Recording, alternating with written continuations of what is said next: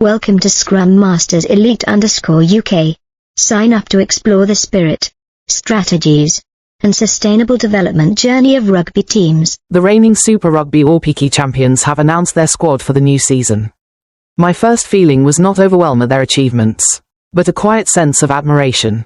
It is admiration for a team that not only knows how to win but also deeply understands the value of building, inheriting, and innovating. To me, this story is not simply about sport.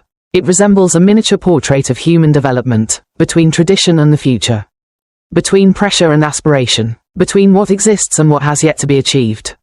What struck me most profoundly was the presence of Amarante Sititi, a player only 18 years old but carrying not only talent on her shoulders but also a family legacy. When a young person enters a professional environment, they often bring their personal dreams, but in this case, it seems that dream is intertwined with family history, with the Sititi name etched in the hearts of rugby fans. Her father, Semo Sititi, was the captain of Manu Samoa, and her brother, Wallace Sititi, plays at the highest level with the All Blacks. This made me wonder, is the pressure of inheritance greater than pride? And can a young person truly be themselves when walking a path already laid out by those before them? Yet, upon closer reflection, I realized that circumstances like these provide a unique environment for building resilience. Not everyone born into a prominent family can continue to write their own story. It requires a delicate balance, learning from the past while not being bound by it. Here, Amarante's presence is not just a reinforcement of the team, it is a symbol of transition, where tradition is honored but does not become a limitation. Alongside this element of inheritance, I was deeply impressed by how the team retained the core group that helped them win back-to-back championships. Names like Ruahei Demant and Maiakawanakaulani Roos are not only outstanding athletes, but also spiritual leaders. In sports, maintaining success is often far harder than achieving it the first time. At the top, you are no longer the challenger, you become the target every competitor aims to beat. This made me reflect on a very familiar aspect of life. When we achieve something, are we truly ready to continue striving as before? Or do we easily fall into complacency? Coach Willie Walker's words struck a simple, but profound truth. Success guarantees nothing in this competition. Even outside of sports, this holds true in every area of life. No success is permanent without continuous effort. Another detail that gave me pause was how the team blends experienced players with local young talents. This is not just a professional strategy, but a philosophy of sustainable development.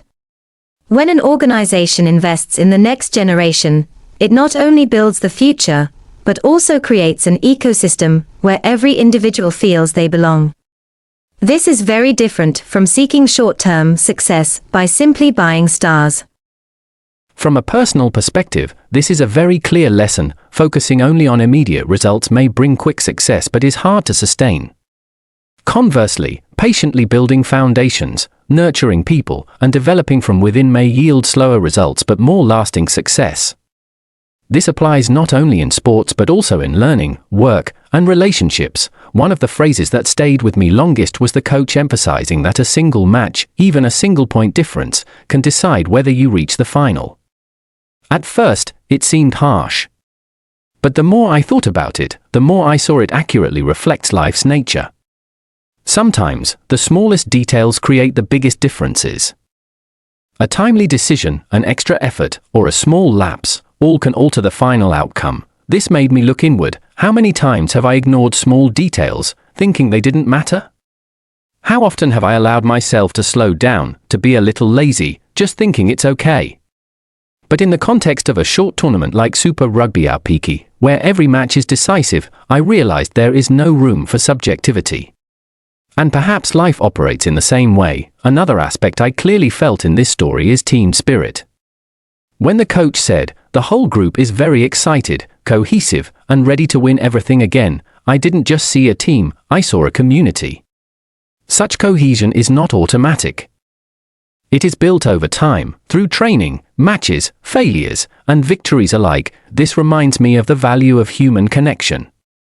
In an increasingly individualized world, where everyone is busy with personal goals, building a cohesive team is more difficult than ever. Yet such teams possess the greatest strength. When an individual is tired, the team lifts them up. When someone loses faith, the rest help them stand again. From a fan perspective, this story delivers a very positive message. Sport is not only about winning or losing. It is a journey, growth, and a way to surpass one's own limits. Observing a team like this, fans cheer not only for the result but also for the spirit, the effort, and the values the team represents. From a broader perspective, I believe this story carries a profound educational meaning for humanity. It reminds us that success is not a destination but an ongoing process. Tradition is a foundation but should not become a barrier to innovation. Young people need opportunities but also the courage to assert themselves. A team is stronger than an individual when there is cohesion and trust. And most importantly, no detail is too small to be overlooked. For me, the greatest lesson is mindfulness in the face of success. Success is not a reason to stop, it is a reminder to strive harder. At the same time, I have learned that putting faith in the younger generation and in the future is essential for sustainable growth. As I conclude these thoughts, I realize that the story of a rugby team in New Zealand can touch on universal human issues. Perhaps that is the power of sport, transcending geographical and cultural boundaries to reach shared values.